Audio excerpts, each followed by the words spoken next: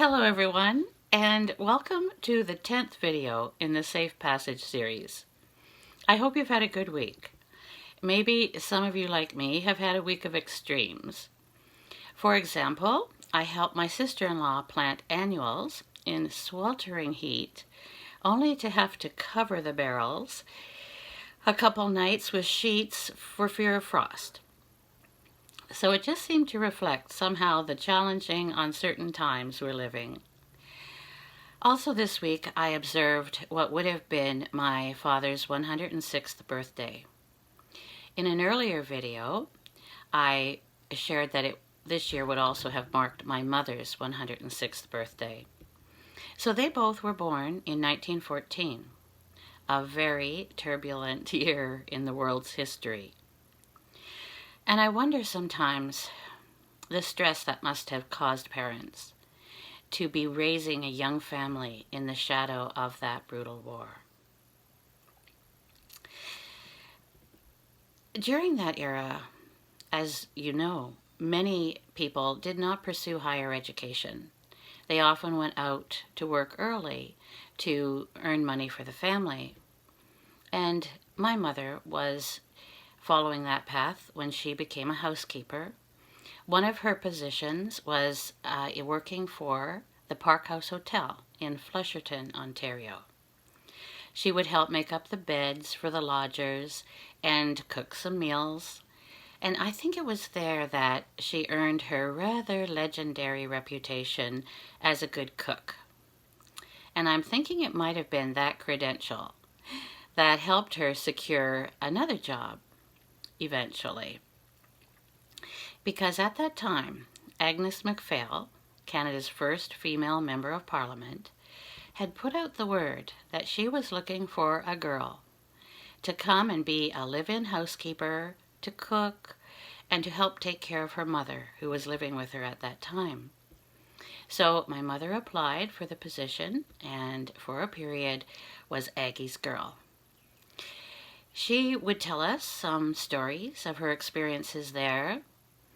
For example, during the Depression time, Agnes MacPhail exhibited to my mother a true humanitarian in her compassionate attitude towards people who would be riding the rails looking for jobs. And sometimes they would stop at the Flesherton station located in Ceylon and come up the hill because they had always heard that they could get a good home-cooked meal at Agnes MacPhail's. And somehow she would always find some coins to send them on their way. And my mother told us also that Agnes had taken a personal interest in her welfare through examples like, "Now, Margaret, it's very important that you take care of your skin. Every morning when you wake up, fix yourself up for the day and don't forget your moisture cream. It's very important, and if you ever can't afford that cream, I'll make sure you get it." So I guess we can credit Agnes MacPhail when my mother, at age 80, had to be a patient at the Toronto General Hospital, and so many of the nurses remarked that they couldn't believe she was 80 because her skin was so youthful. But my favorite story of all was when she told us about a young man named Jimmy Sinclair, who was living at the CPR station because his father, Archie Sinclair, and his wife, Beatrice Hales, were at the station at that time, and my grandfather was the CPR station agent. And Jimmy Sinclair was beginning his own passion of starting a mink farm by raising some mink behind the CPR station. So there were occasions when Archie or Jimmy had to come up the hill to deliver messages that were received by telegraph for Agnes MacPhail. And sometimes Jimmy would also serve as a chauffeur for Agnes if she had to go to something like a political picnic. And on one occasion, the chauffeur met the housekeeper. Eventually they fell in love and got married, and For our family, at least, the rest is, as they say, history. So it was very meaningful to me on many levels. When a few years ago, I was invited through a referral by Donna Mann by the Historic Sites and Monuments Board of Canada in conjunction with Parks Canada to compose a speech for a ceremony where they were erecting a plaque at the location of the house in Ceylon where Agnes lived to commemorate the fact that she had been designated as a person of national historic significance. So as I stood there that day on that property, I looked across a little side road and saw the White House where my grandparents had lived for a period of time. I was thinking of quotes I had heard that Agnes had said, one of them being, "I owed it to my father that I was elected to Parliament in the first place, but I owed it to my mother that I stuck it out once I got there."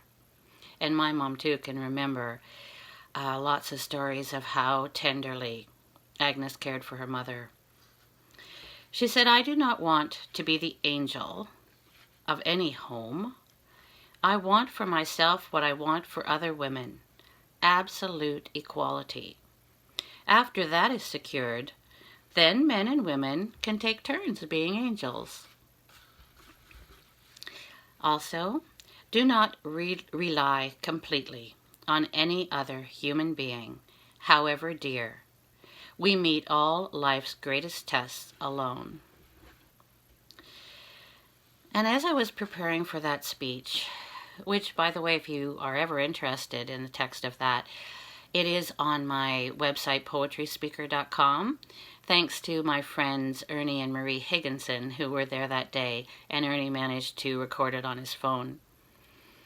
As I prepared the speech, I was flooded with a whole host of memories of other times that I had spent at that location. Because after Agnes sold the property because she moved to Toronto, where she later became an MPP for the Ontario legislature, it was bought by a wonderful couple, Mr. and Mrs. Tyler. And they quickly became extremely popular in our little community, especially with children, because they were just so kind and encouraging. And they became like surrogate grandparents for me after my own grandparents passed away. And even after Mrs. Tyler, whose maiden name was de Valladares, I always thought that was so elegant. And I have a little bottle here that contains some of her evening in Paris cologne. I keep it as a beautiful memory of her.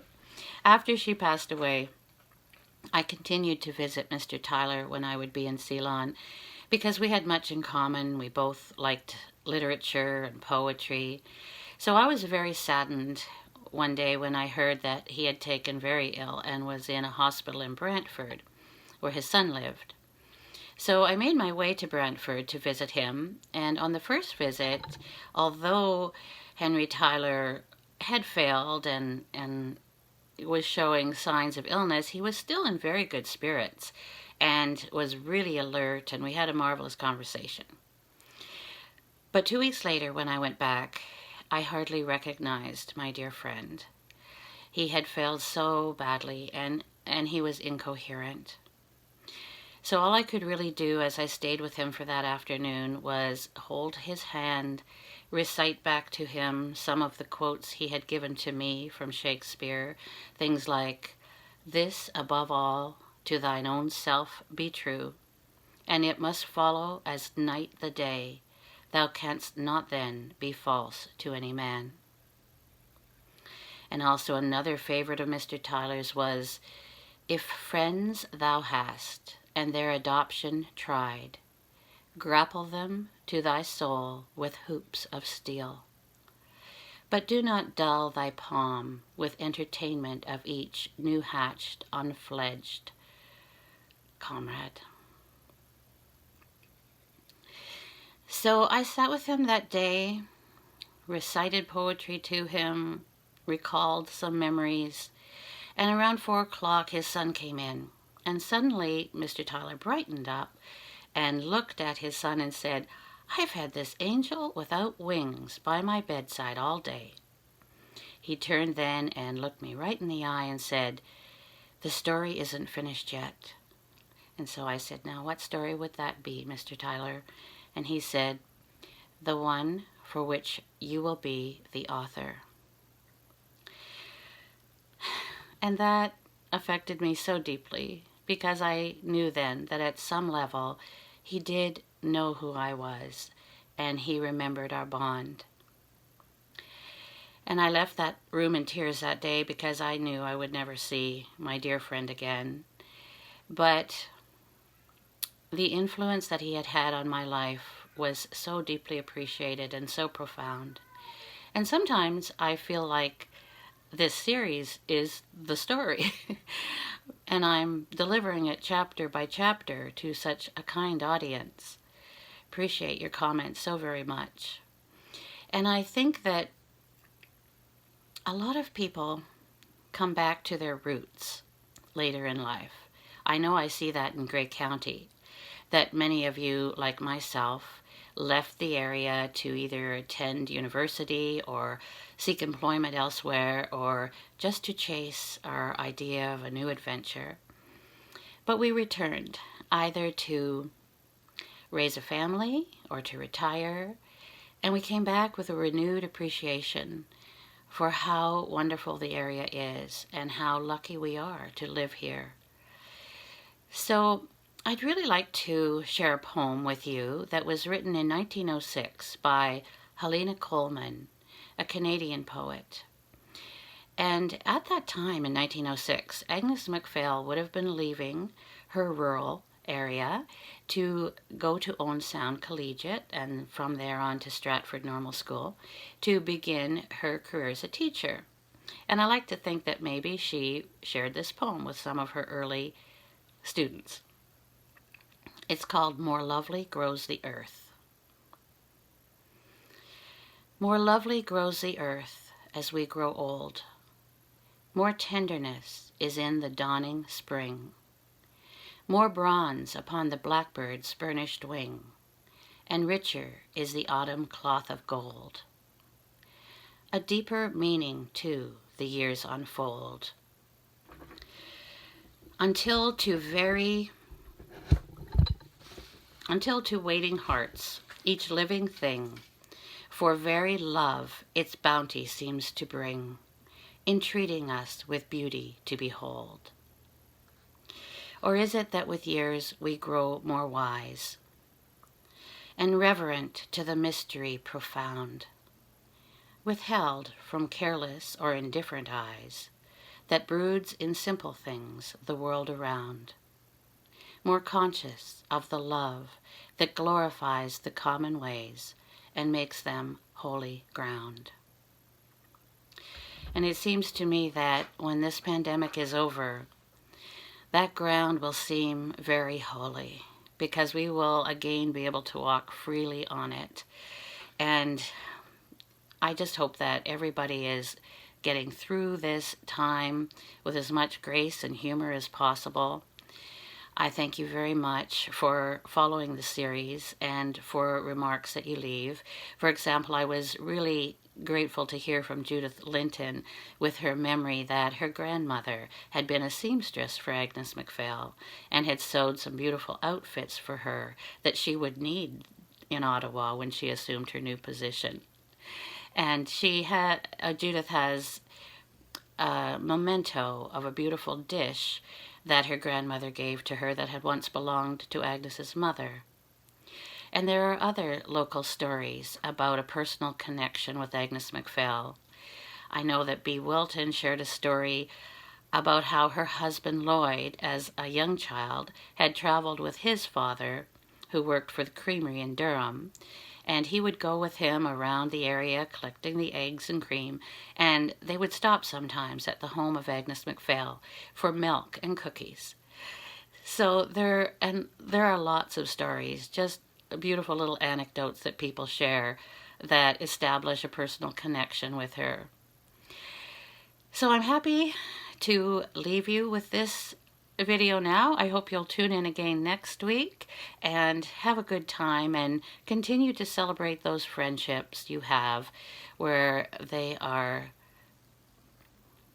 like hoops of steel. Thank you.